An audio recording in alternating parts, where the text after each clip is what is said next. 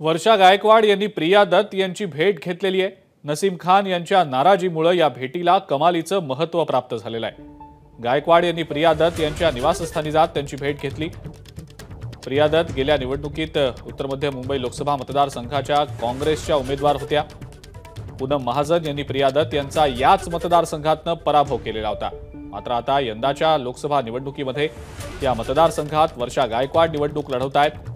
त्यातच नसीम खान यांची नाराजी देखील बाहेर आलेली आहे। त्यामुळे या अनुषंगाने आता प्रिया दत्त यांची भेट घेत वर्षा गायकवाड यांनी इथल्या राजकीय समीकरणांच्या अनुषंगाने एक पाऊल पुढे टाकल्याचं दिसतंय। अधिक अपडेट या संदर्भातली आपण जाणून घेणार आहोत। वेदांत नेब आपले प्रतिनिधी आपल्या सोबत आहेत सध्या। वेदांत, या भेटीविषयी नेमकी काय माहिती?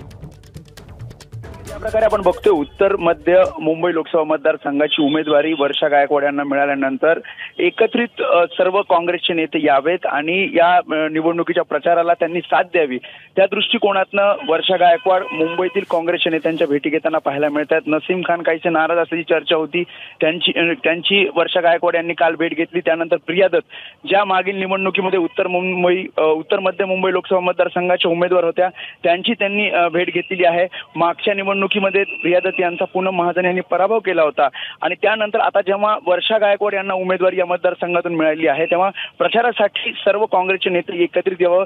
वर्षा गायकवाड या मुंबई काँग्रेसचे अध्यक्ष सुद्धा आहेत आणि त्यानुसारच रणनीतीचा एक भाग म्हणून किंवा मग काँग्रेसचे सर्व नेते एकत्रित प्रचारासाठी उतरावे, या दृष्टिकोनातून या भेटीगाठी घेतल्या जातात आणि त्यातूनच प्रिया दत्त यांच्याशी वर्षा गायकवाड यांनी त्यांच्या निवासस्थानी जाऊन चर्चा केली आहे, भेट घेतली आहे। अजिंक्य, वेदांत, धन्यवाद सविस्तर माहिती आपण दिलीत त्याबद्दल।